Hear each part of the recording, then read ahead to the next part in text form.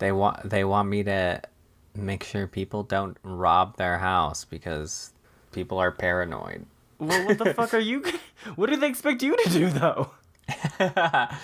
They went down their list of friends who could house sit, but they were also comfortable dying in a house robbery.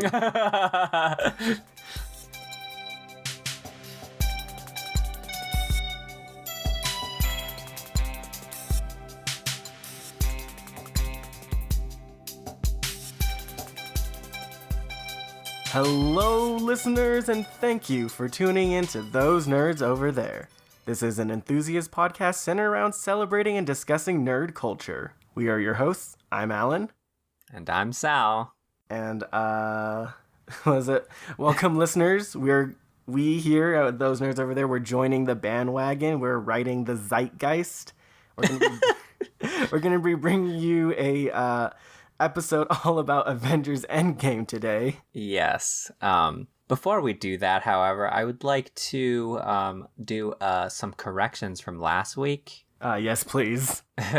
So last week we were talking about Level Up Expo and we mentioned some names wrong. So the first one is Serious Impact is what we said the metal guys' names were, but it's actually Serious Damage, and you can find them on YouTube where they do all their metal covers of video games.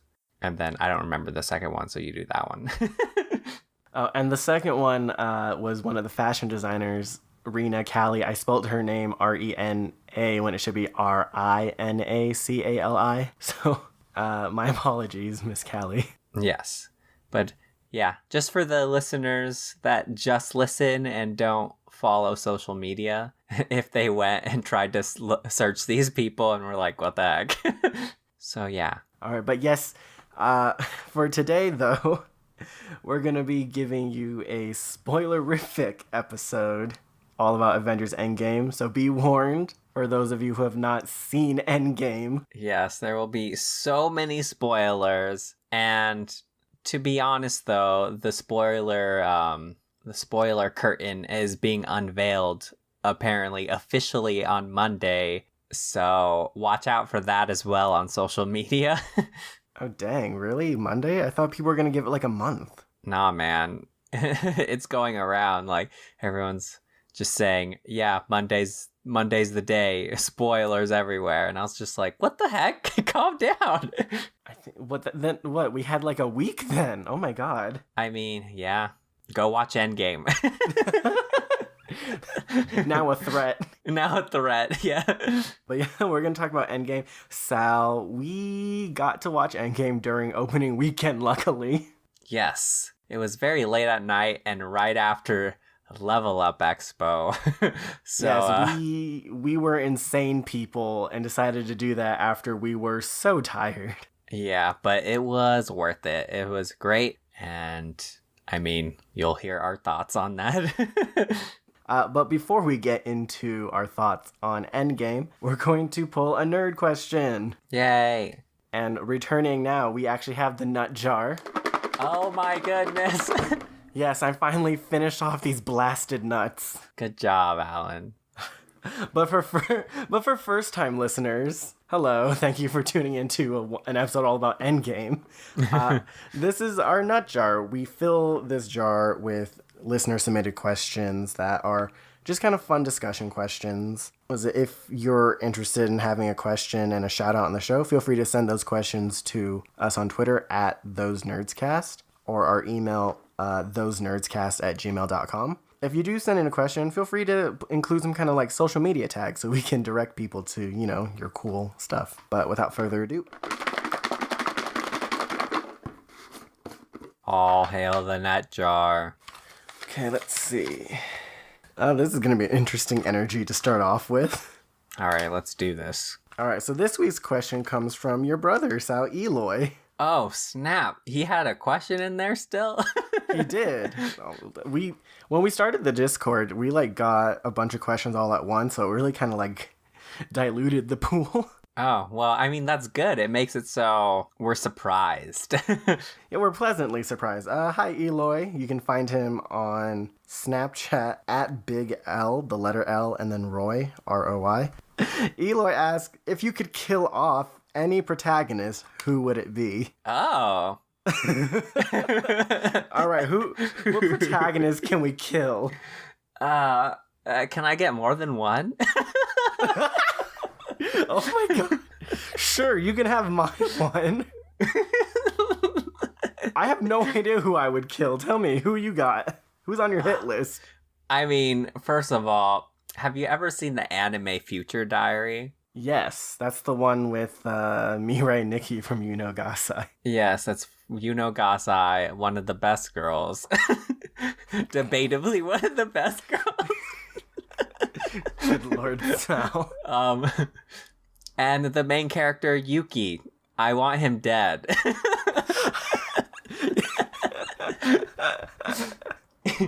He is probably one of the most useless protagonists I have ever had the mispleasure of watching. Oh, jeez.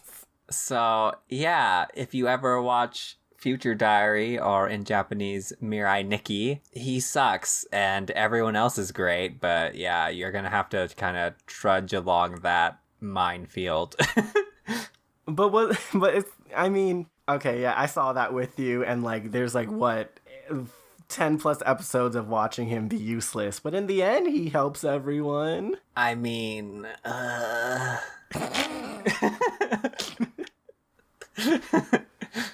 Who's your other? even still, I just can't. I can't. Nope. Who is my other?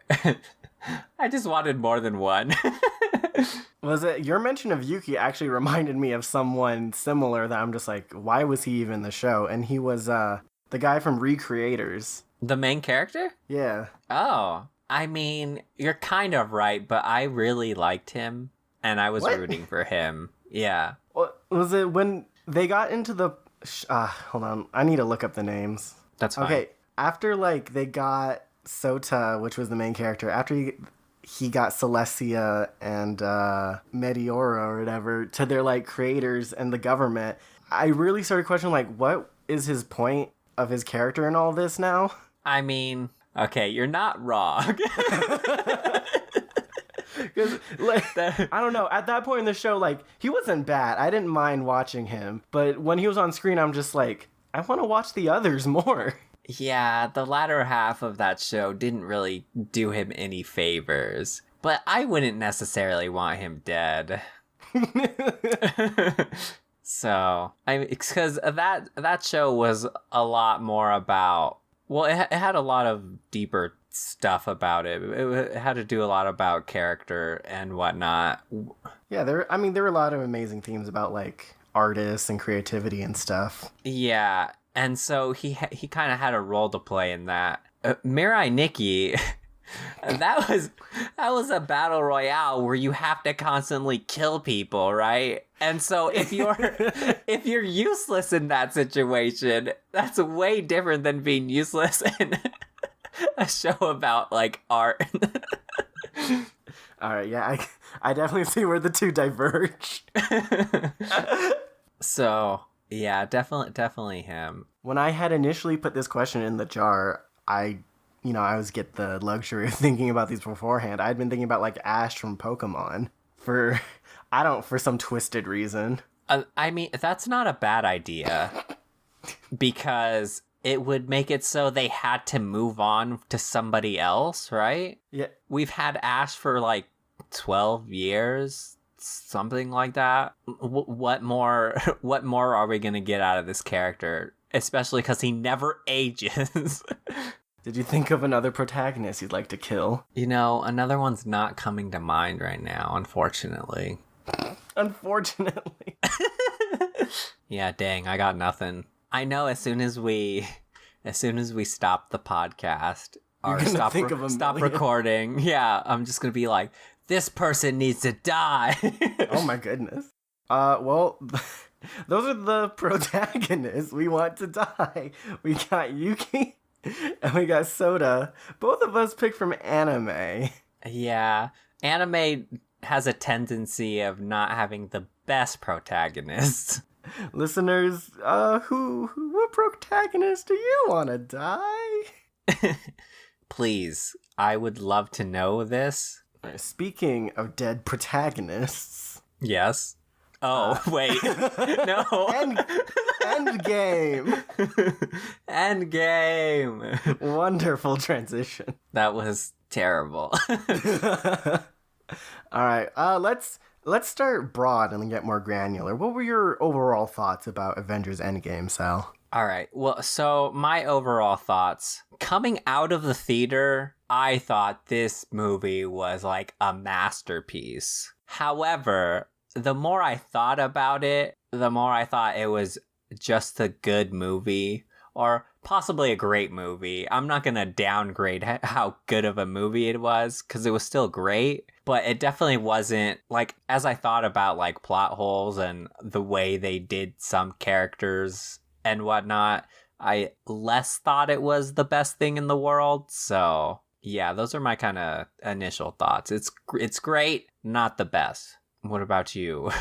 Wow, okay. Well, I didn't, it's not, yeah, I agree, not the best thing in the world. I reserve that for things like curry. But, I mean, I still thought the movie was amazing. I dislike going to the movies because it makes me sit down for long periods of time. But the entire 3 hours, I was entertained. I never even felt like it was 3 hours, to be honest. Oh, yeah, definitely. It did not feel like 3 hours. And I didn't even need to go to the bathroom, which was very strange because I always need to go to the bathroom in the middle of a movie.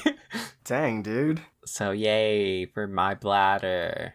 I mean, and also I definitely felt like it was worth the 10 plus years of hype. Like I enjoyed it. I felt like things paid off entertainment wise. Yeah. And see what made it for me at least is because you have to remember that this is pretty much a part 2, right? And so when you put it together with Infinity War, I think Infinity War plus this movie together is an amazing movie. Endgame by itself, though, I think is like just a great movie. I kind of take a little like disagreement with that. I really had to think about Endgame and Infinity War is very separate. Really? Interesting. I think your cousin brought up a good point after we had left the theater. Like, drawing the line from A to B is a little difficult. I mean, I guess, but I feel like without that line, it doesn't have like the whole accumulation of that, 10 years.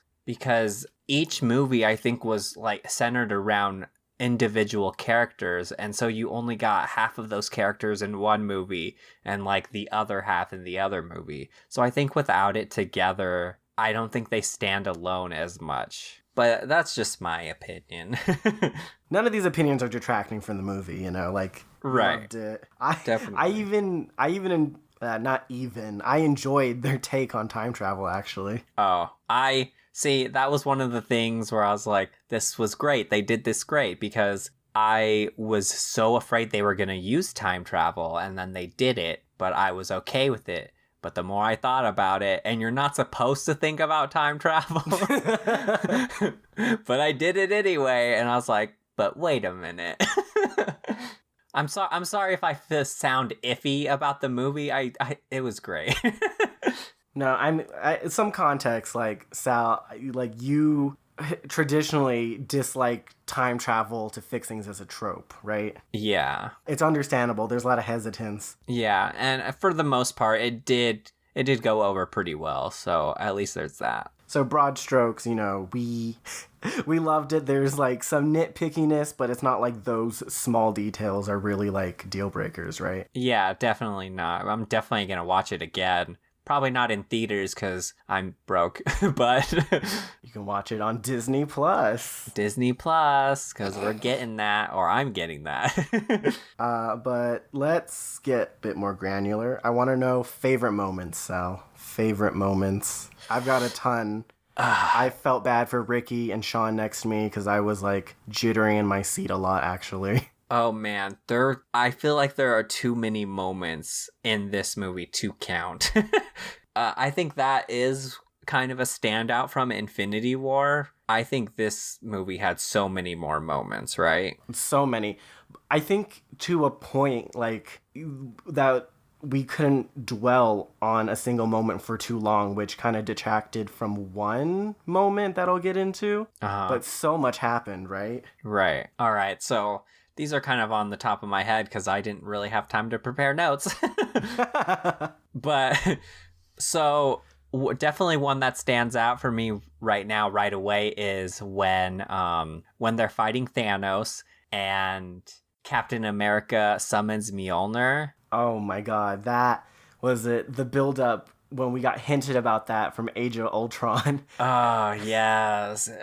And then just Thor like saying, I knew he was worthy. Oh my god, it was so good. I got chills during that moment. Dude, honestly, that whole fight, when we started out, like, I'm gonna now reference Infinity War, because Infinity War, we saw each of those people fight Thanos individually, right? We saw Captain America and Iron Man and Thor fight Thanos in each of their own little battles. Yeah. And now in this one, where you see all three of them team up on Thanos, and we had these incredible moments, like Captain America picking up Mjolnir because he's worthy. And then Thor and Captain America like trading weapons to do combo attacks. Yeah, it was super cool. And some people have said that that the action scenes weren't as good in this movie as they were in Infinity War, and I'm gonna have to hard disagree on that.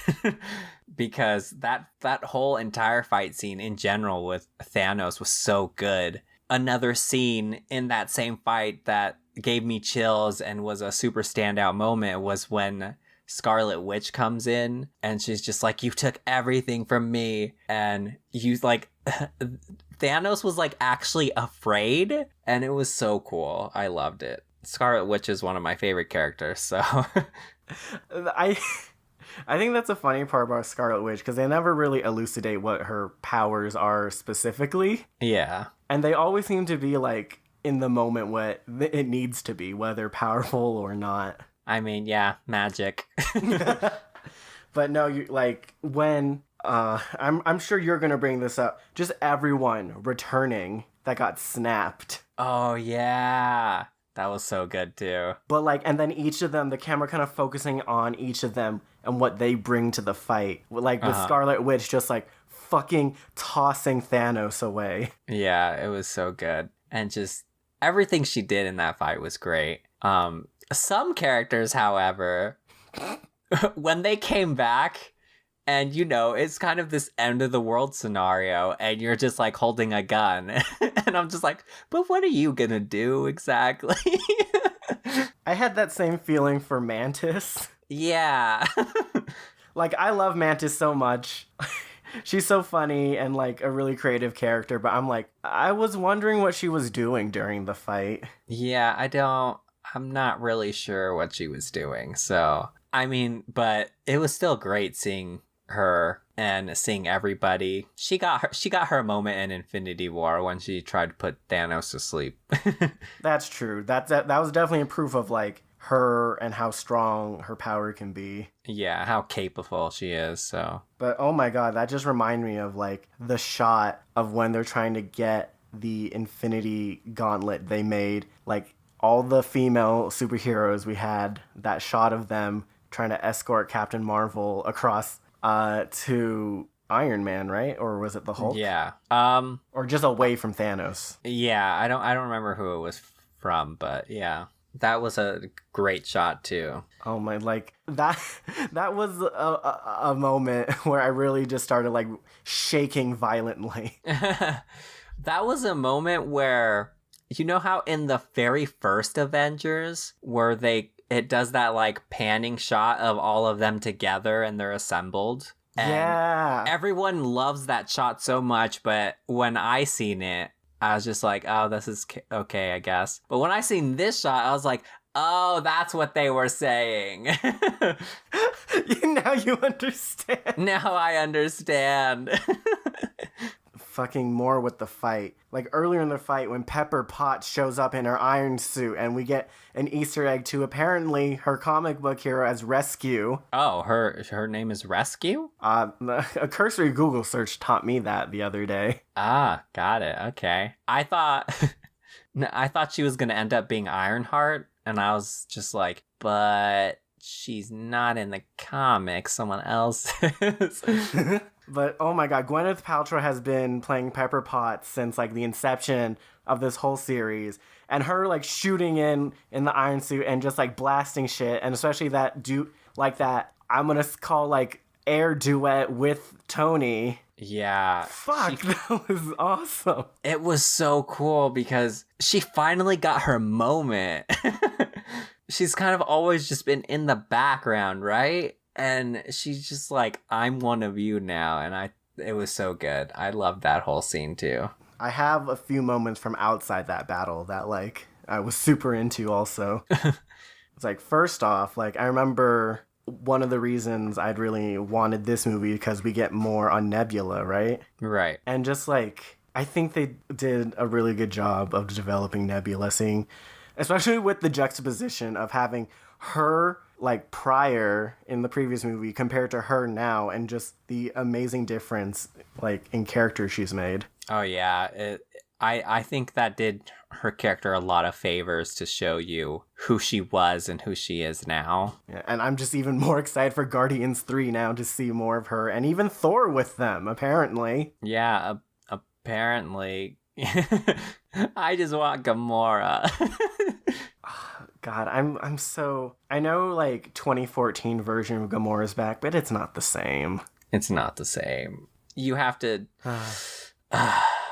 I kind of rather them keep her dead, because now they gotta do the whole, oh, does she like me? Do I like him? I don't care about that anymore. No, like, yeah, don't...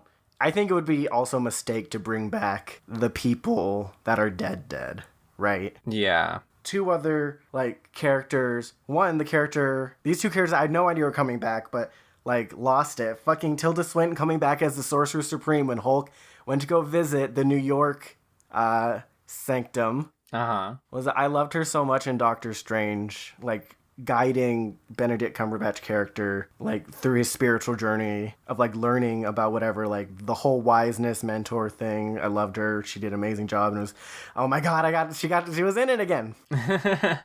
Yeah, that was a pleasant surprise to see her. And her, like, well, I knew she was capable, but just seeing her kind of just fling the Hulk around as if he's nothing. Oh my god, when she did that, I actually got super scared for a second, right? Because she pushed Banner out of the Hulk body. I'm just like, holy shit, is this gonna end badly?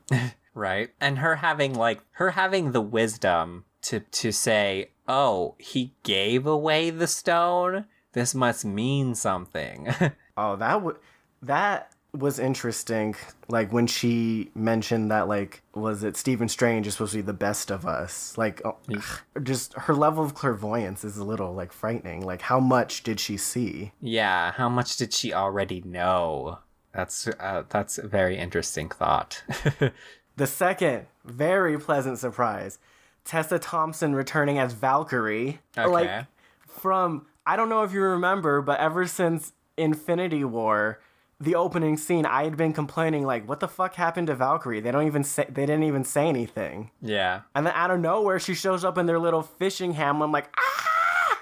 That was so weird, though, because even though she showed up, it's still kind of what happened to her. That never got addressed. Yeah, it's still not addressed. But I'm just so happy to see it. I'm going to just look the other way. I'm not going to ask for an explanation. That's fair. She is pretty great. Oh my god. She flew in at the end on her Pegasus. Yes. Some more style. Okay. Well, hold on. In that fishing hamlet scene, the most absurd part to me was that 5 years had passed. Half the Earth's population has been decimated. But we're still playing Fortnite. Can we not talk about that? That was the stupidest reference. It was absurd. It was so absurd. I don't understand why that needed to be in there. Did Fortnite make a lot of money off of that? It's like, oh my goodness. I didn't think it was a sponsorship. I thought it was just like supposed to be a pop culture pull, you know, for the younger audience to relate to. But like Fortnite's I mean, never mind. This did come out a long time ago, or it started filming a long time ago, so it probably was relevant then, but still, I did not like that. It was funny. It was funny for sure, but Oh, I don't know. I didn't think it was very funny. I thought it was hilarious because of how absurd it was.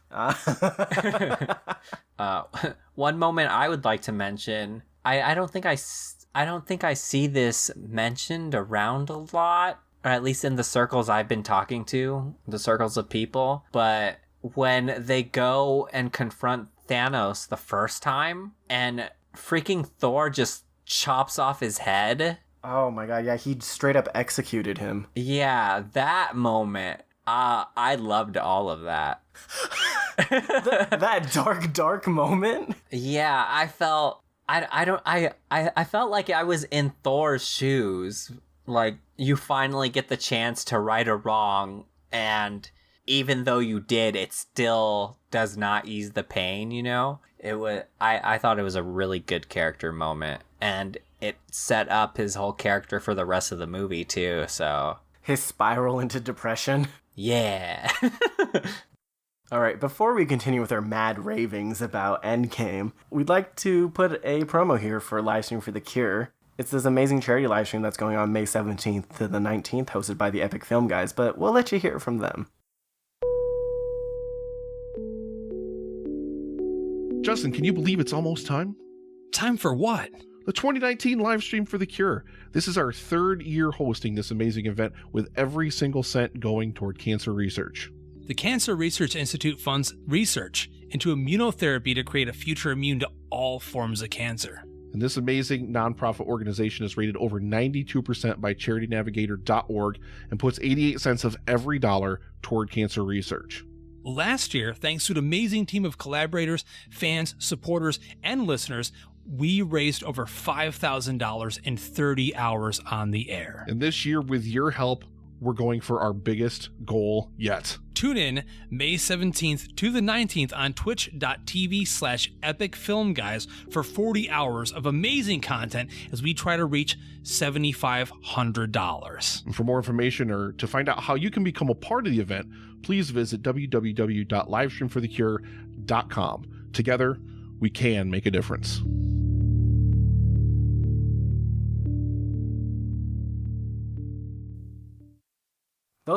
I went over all my favorite moments, but there are some iconic moments that we need to address, I think. Okay. Like, it would be remiss of us to talk about this movie and not talk about these moments.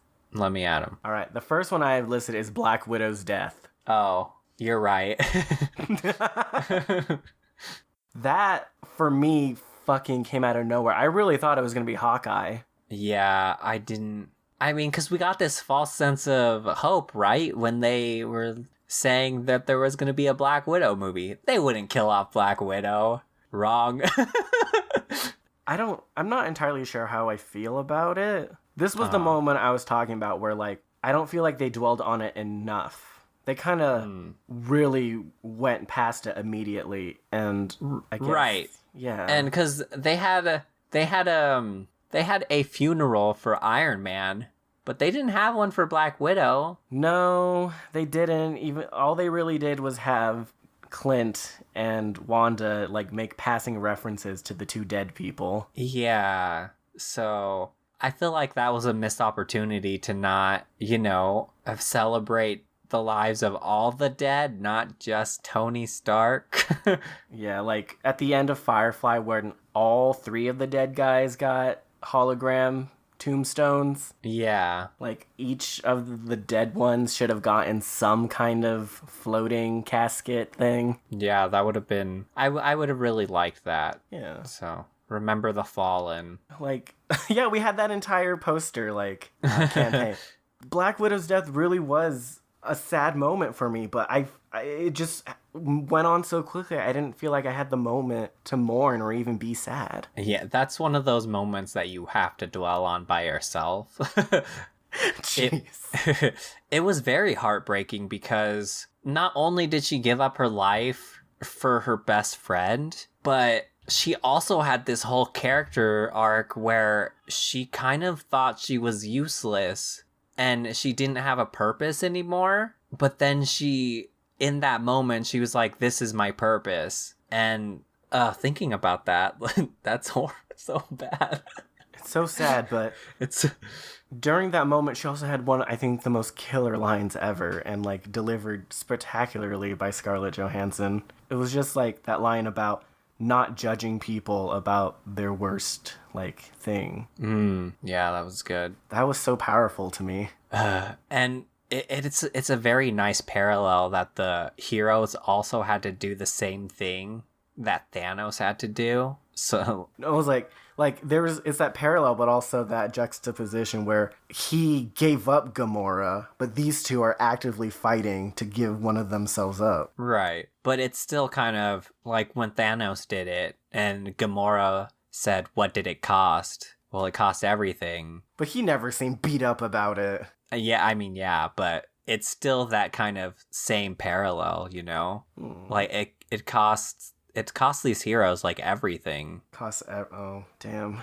All right, the next moment, another death we need to address is Tony's. I mean, his death was definitely sad, but it was the only one it was the one I saw coming the most, so it wasn't as bad, I guess, for me. No? Whoa. No. Like as he was dying, and the way that they did it with Pepper and Peter talking to him and him kind of like just clinging on to his last moments, and the whole setup where Doctor Strange is telling Tony, if I told you the outcome, it wouldn't be the same. Oh, Jesus. Wait. So does that mean later in the fight, he told Tony, like, he showed the one. He showed, like, this was the one. But does that mean by doing that killed Tony? No, I don't think so. Oh, my God. Yeah, I think Tony was supposed to die, and Doctor Strange knew it the whole time. Damn. Yeah. So, I mean,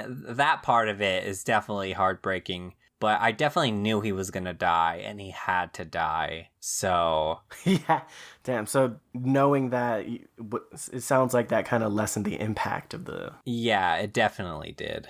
Damn. Even thinking... What about thinking about it, like, kind of holistically, of this is the character we started this whole adventure with, and this is his end. Yeah. I mean, I think what better way to end it? Because the hero's life isn't easy, and I think him going out saving the whole multiverse, essentially, I think is a very fitting end to the person that started it all. All right, and then our final end, Captain America's ending. That one I didn't see coming. Because I knew he had to die as well. Holy shit. Him and Tony had to die, okay?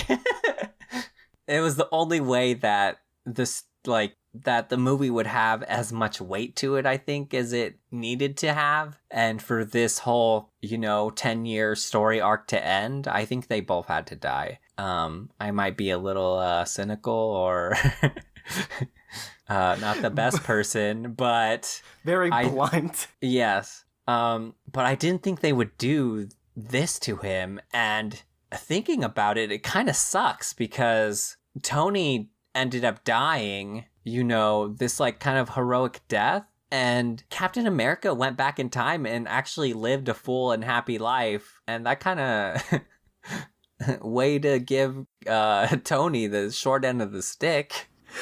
Yeah, like, was that Captain America got his happy ending, not so much for Tony or his daughter. Yeah. Oh, I had at the conclusion of that, I had a very like that same feeling I had watching Logan, where you just saw a generation disappear. Oh, I didn't even think about that. Yeah, Black Widow, Iron Man, Captain America. Yeah. Like, they're gone. Yeah, all the originals. I mean, Hawkeye's still there, but he's probably not going to be Hawkeye again. No, I don't, like, just kind of peek forward what we're doing, talking about later. Like, there's no even confirmed Hawkeye programming for Disney Plus. Yeah. All right, and I talked about the other iconic moments I had listed. Female superhero shot, Captain... Oh, my God. I didn't talk about one fucking cool thing. What? The scene with Captain Marvel's entrance into the final battle, and then Oh! fucking her soloing Thanos and doing, like, what Captain America, Iron Man, and Thor cannot do all together. Yeah, I mean, I knew she would do that. I was definitely waiting for it. Oh, like, fucking, the moment she took that Thanos' headbutt like a fucking badass. Yeah, that was so cool. I was actually more surprised with her haircut. What? And I was like, heck yeah. Her haircut. It's a great homage to the comics, okay? Oh, fuck yeah. Then, this is something I wanted to know. We talked about it a little, but we never really, like, went into detail about it because it was like, what, 2 a.m. and we were dying. What were your feelings, like, leaving that theater afterward? It was a very bittersweet moment. Like you said, a whole generation kind of died, and to think that we're never gonna see, like, these characters come back, but also, like, having this feeling that you get when you watch an amazing movie, right? So it was like, it was all these mixed emotions, and it's very hard to describe because these movies single-handedly got me into Marvel Comics. So they did mean a lot to me. And I mean, not that they're not going to continue, but, you know, this is the original, and we're going to look back at this, you know, 10 years from now, 20 years from now, and say we were there. Because we weren't really there for, like, the start of Star Wars or Star Trek or any of these other things, but we were there for this. Yeah, this was our Star Wars. Yeah. So, what about you? I remember, it's gonna be, you know, also sad and bittersweet, but, like, I just felt empty inside afterward. I used to joke, like, that I was not allowed to die before watching Endgame, before witnessing the release of this movie. And it'd been this, like, buildup of 10 plus years of anticipation about just, like, dreaming of how this story would end. And this, I think it sounds weird for me to say this out loud, but I'd never invested so much of myself into something before, right? And I think that's Right. true for a lot of us.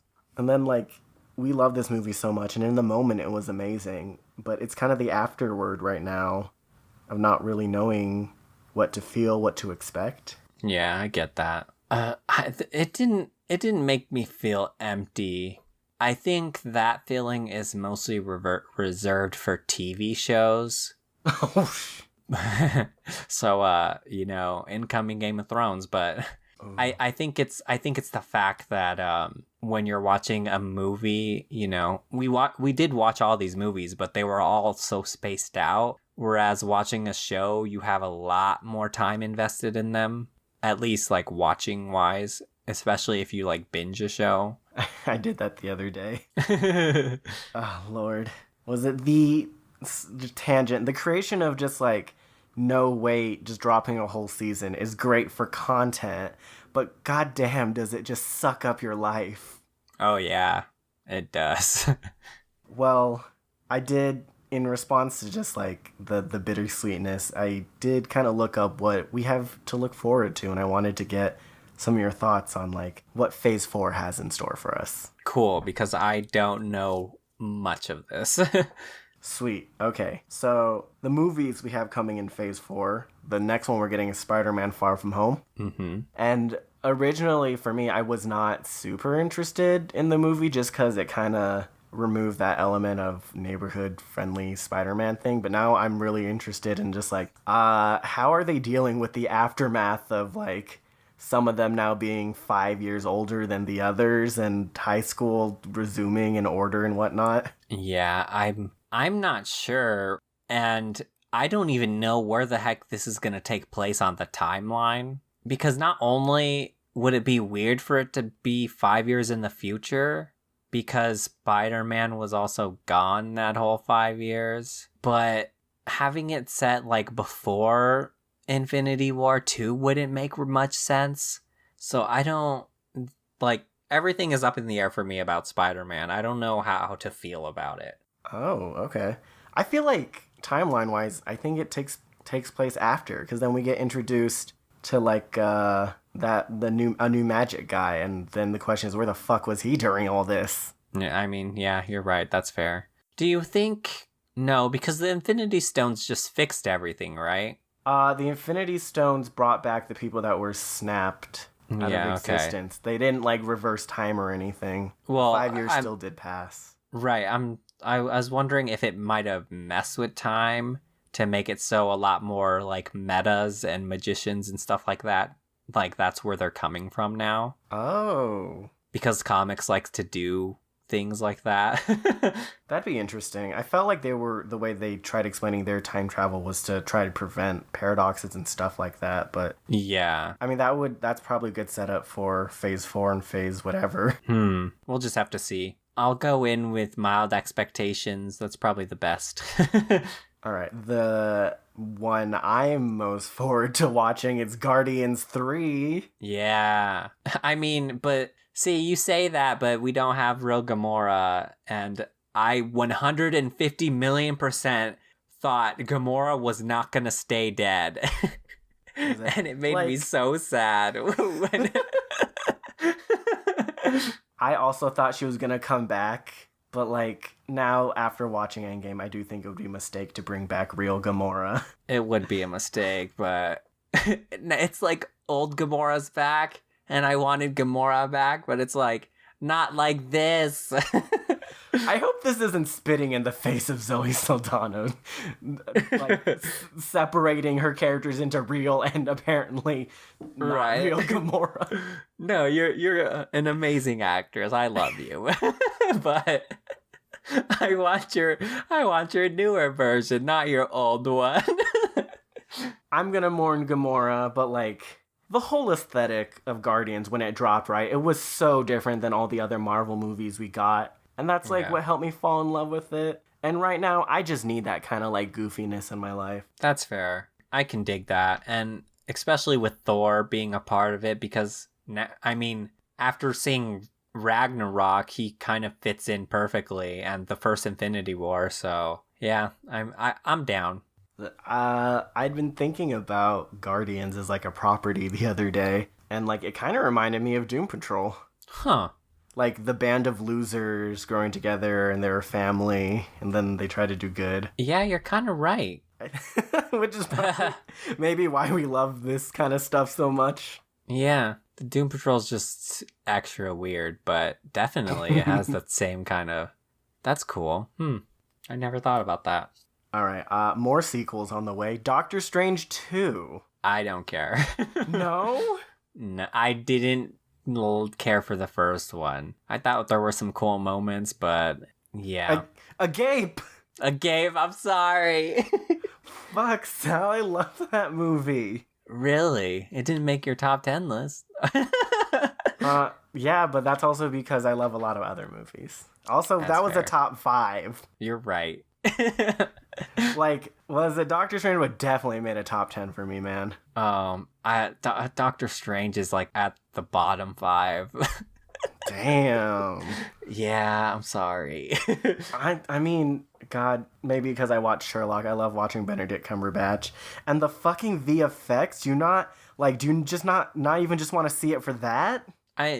You're right about that. I do love the effects. They're super cool and very creative. But Doctor Strange as a character, I love Benedict Cumberbatch, but him as a character I didn't care for. And Yeah, he kind of broke the movie for me, just him in general. Oh. Yeah, I loved what was his name, Wong? Yeah. I loved him, and then everyone else was great. I don't, well, except the villain. The villain sucked too, but just him. I didn't really like him. I don't know. All right. Then what about Black Panther 2? Black Panther 2 I can get behind. I would love to see, because Wakanda is this whole otherworldly kind of thing. I want to see what more they can do with that. So I'm definitely down for that one. Like, that's what I want to see too. Like, at the end of Black Panther 1, right, they opened Wakanda up to the world, but even after that movie, we haven't really seen the kind of global geopolitical effect of that, really. Yeah. So that's an interesting story thread to pull on, introducing Wakanda to the world and having people either like accept or reject it. Also, I just want to see more Okoye. That's fair. I love oh god, I don't remember Shuri. names. Shuri, there you go. Oh my god, yeah, I want to see more of them. Yeah, someone said to me, if she hadn't went away, she would have solved all the problems in Endgame by herself. Hot damn. That's a hot take. Who gave you that hot take? Who did give me that hot take? I think it was one of my coworkers. Okoye survived though, and I'm sad that we didn't get to see more of her in Endgame. Yeah. She was kind of one of the people though where I didn't know exactly what they were going to do. True, but like after watching Black Panther and scenes from Infinity War, like I just enjoyed so much when she was on screen. Like I just been watching clips of Infinity War and just the like, if looks could kill, the look she gave Bruce Banner when like he was running in the Hulkbuster iron suit and like tripping over, just savage. Yeah, she has a very good screen presence. Oh my god. Like, I think I like Denai Guerrero, same reason why I like Martin Freeman, just that facial ability to like do faces. Nice. Oh my god. Oh, and then some originals, Black Widow, the Black Widow movie. Yeah, which apparently is going to be taking place in the past. By default. By default. It's like legit a thing now. We've got director signed up, cast signed up. Nice. So, I mean, she gets one more shebang. I'm down. I love spy movies, so. I do wonder though if it is gonna be like a spy movie, or if it's gonna be like her training in the Red Room and potentially like the associations with that and to Hydra. Yeah. I honestly don't know what they're gonna do with it, and that's exciting in and of itself. Yeah, just more Black Widow, please. These are two properties I have no idea about, but one of them is Asian. Okay. It's just called Shang-Chi. Do you know anything about this hero? Shang-Chi, that's the hero's name? Apparently, and also the name of the movie. And before people get at me about the pronunciation, if I try doing in Chinese, like everyone's gonna be like, "Don't be that guy." Yeah, but apparently it's gonna be about martial arts. How do you spell it? SHANG-CHI. I've never seen this character in my life. It's like, I honestly don't really know. I don't really watch martial arts movies, but so I don't really have much feelings about this coming out for Phase 4, but I mean, I'm down. I'm skeptical, but only because of what they did with Iron Fist. But It's kind of supposed to be the same thing. Okay. At least looking at it, I think it is. So. And then the other new movie coming out for Phase 4 is The Eternals. Oh, okay. That one I also don't know. Do you know who those are? I know it's a group of characters. I think they're like the Guardians of the Galaxy. Oh, okay. I'm not 100% sure. All right, so we're getting 2 new properties for Phase 4.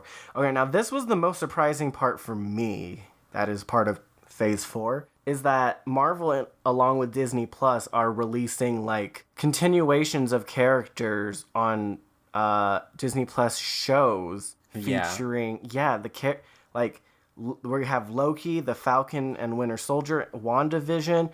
All 3 of these shows starring like their respective actors and actresses. I don't. I mean, it's Disney though, so they definitely can do it, right? I'm not sure. This is like all I have experience-wise for television shows that have adapted movies are the Nickelodeon animated. Okay, well, Yeah, we're okay, all so- doomed then.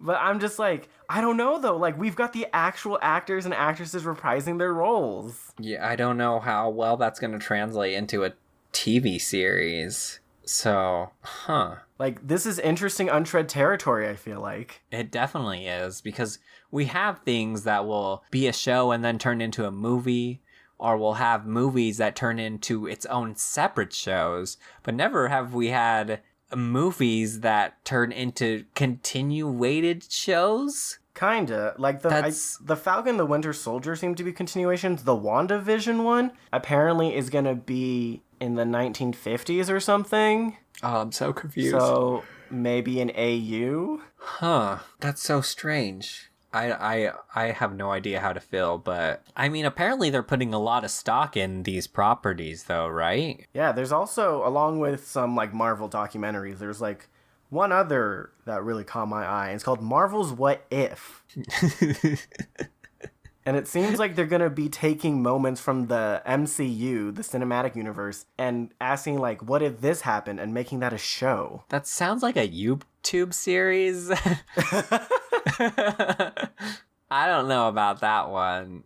I guess it could be fun. Not what I'm gonna be gravitating towards. I want to see more. I want to see more Scarlet Witch and Vision. Yeah, I remember when they brought out their romance in. Wow, they just kind of brought it out. They hinted at it in Civil War. Yeah. But still, it kind of like hit me in the face in Infinity Wars. Yeah. But for some reason, I still ended up caring about it in Endgame. Yeah. I was the same way when they were just automatically together. I was just like, okay, we're all right. That's fine, I guess. But I mean, I still cared about their relationship, and you know, it definitely makes sense. So I'm not complaining about it, but it kind of was out of left field. The only problem I have, well, with their characters in general, they've been introduced since the second Avengers, right? But I feel like even though they've been in, what 4 or 5 movies now, they still haven't had a lot of screen time. Oh, yeah. Yeah. Damn. Okay, then fucking give me this show. Right? They're really not really characters then. They're more like just plot devices. That's upsetting. That's not something I want to hear. Sorry. I just fucked it up. But you're right. Sorry, let's bring it back to positivity. Like, now we're getting a show about them. Yeah, they'll be the main protagonist that I don't want to die. That'll be fun. You go on Disney Plus with your children and suddenly, do we want to watch Frozen 2 or this movie where everyone dies? I was wondering about that because it's a Disney property, but they're bringing all this death and very PG-13 stuff to a Disney, streaming service. So I don't know. Is it gonna be like filtered out? Is there gonna be a kids only section? It's hard to. I'm sure there's gonna be like kids section like Netflix, but I think if we kind of roll back the tapes and kind of look at things, Disney has not been afraid to include death in their movies. Snow White That's died true. at one point, their first animated movie. I mean, you're right. They have a death in every Disney movie with a family member, but Yeah. Oh my god, the Disney company has been getting children familiar with death for quite some time. good on them. Any closing thoughts on Endgame besides how fucking kick-ass it was? I want to end it on a positive, so I'm going to get my negative out of the way first, because I do have Fucking something hell. negative to say about the movie. All right. Like, everything else was a nitpick. This is what I didn't like. Everything with the Incredible Hulk. What? No? Just gonna drop that in there. Wait. Okay, I'm sorry. Closing too soon. I'm opening. Wait. Why? The worms. The can is open. Wait, why though? What do you mean? Why? It sucked. It sucked the fact that fucking Bruce Banner finally found some fucking peace with himself. He finally learned to accept himself. Why are they not two separate entities still? Why have they merged into this weird thing? I don't understand. Because they both learned to accept each other. No, that's dumb. They were both part of the same person to begin with. Oh, you could have accepted him without having to do that. Are you telling me you want what's his name? Fucking Jason Blood and whatever his demons separating kind of nonsense? Heck yeah. Please give me Etrigan. Oh my god. All right. Well, I'm ending it on the positive. The Bruce Banner Hulk thing is amazing. Love yourselves, people. Love yourselves. Hey, I'm not saying don't love yourselves. Anyway, it was great. Scarlet Witch is best waifu, so oh Lord. Wow, that's everything we felt about Endgame and all the, we got some exciting things coming up in phase 4. Thanks for spending this time enthusing with us.